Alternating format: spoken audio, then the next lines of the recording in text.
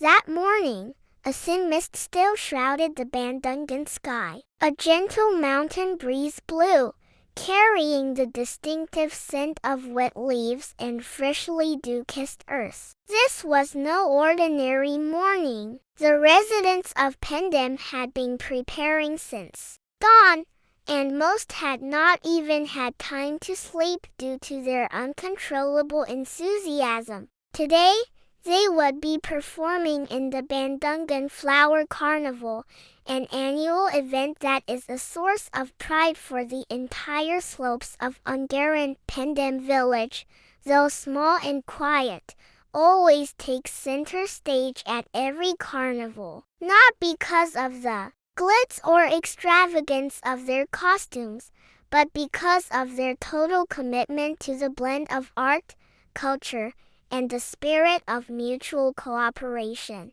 This year, their theme was Kembang Wenji, inspired by the fragrant and mysterious night flower, a symbol of steadfastness and beauty in silence.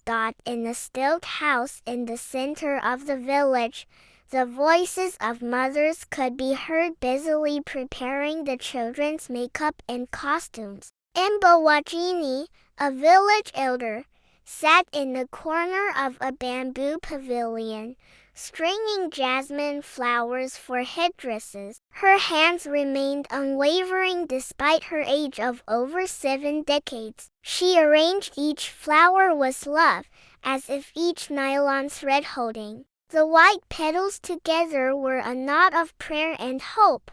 This beautiful flower symbolizes all of you. Beautiful, gentle, but strong. Don't be afraid to leave the field, whispered Mbawajini to a little girl named Sikar, who that day would be dancing as the main character in their group.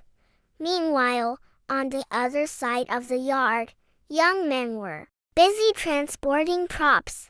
A wooden cart had been transformed into a replica of a night garden, complete with twinkling solar-powered lights and a crescent moon backdrop made of silver-painted plywood. Several young men, who normally work as construction workers, had now become artistic directors, wielding brushes and saws with gusto.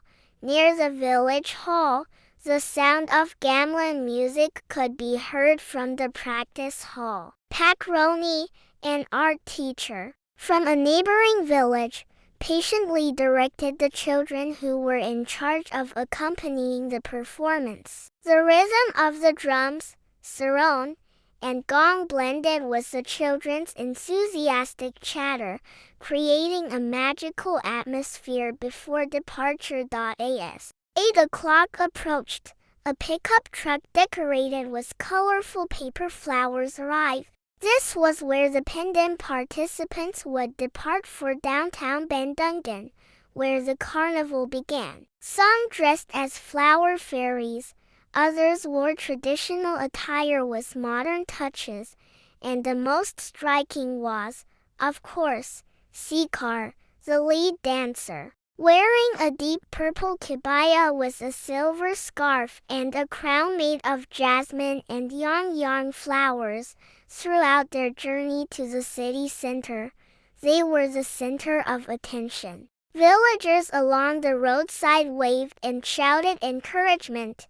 Pendem, Pendem, keep up the good work! Along the road to the town square, the enthusiasm of the residents grew palpable. The main stage had been set up, and hundreds of people crowded the sides of the road. The initially chilly air was slowly warmed by the eagerness of the crowd. Small and medium enterprise stalls lined the streets, and the aroma of roasted corn and rabbit satay wafted through the air.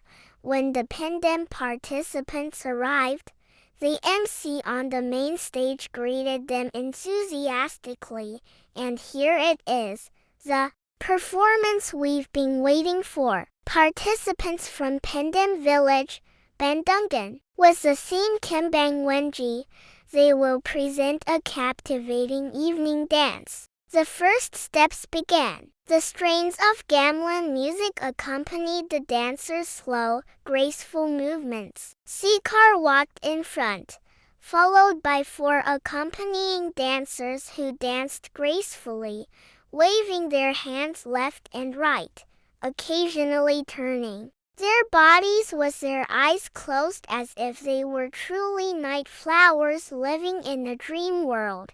The audience cheered. Many were recording. Many were mesmerized. Then came the surprise. An artificial fog of dry ice enveloped the mini stage they had brought, and twinkling lights began to light up like fireflies. Instantly, the music changed, becoming faster, and Sikar danced more daringly, twirling and unfurling her shawl with agility. The performance lasted only 7 minutes, but every second was a moment of dedication. Sweat poured down their faces, but smiles never left their faces. At the end of the performance, jasmine flowers were thrown to the audience, spreading their fragrance and leaving an unforgettable impression.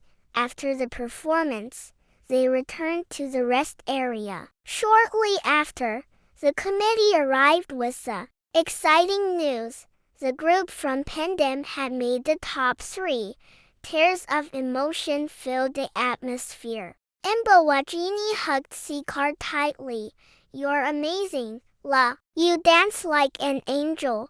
Sikar could only smile, bow her head in emotion, and wipe away her tears. The carnival ended with a festive fireworks display that evening. Although they didn't win first place, every Pendem resident knew they had triumphed in spirit, brotherhood, and artistry.